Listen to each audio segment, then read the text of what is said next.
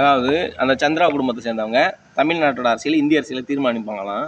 நான் வந்து அரசியல் பண்ணி சப்போஸ் நான் ஒரு நல்ல நிலைமைக்கு வர்றேங்கிற பட்சத்தில் அந்த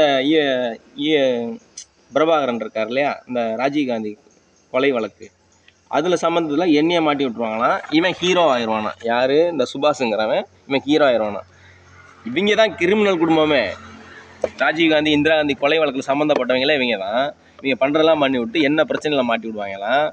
அந்த பத்மாவதி பார்க்குறதுக்கு அப்படியே கலைஞர் முதல் மணி முகச்சாலையில் இருக்கிறாங்க. இவங்க வந்து அதனால தான் வந்து காங்கிரஸ் கூட வந்து திமுக கூட்டணி வச்சிருக்கிறது காரணமே அதுதான்.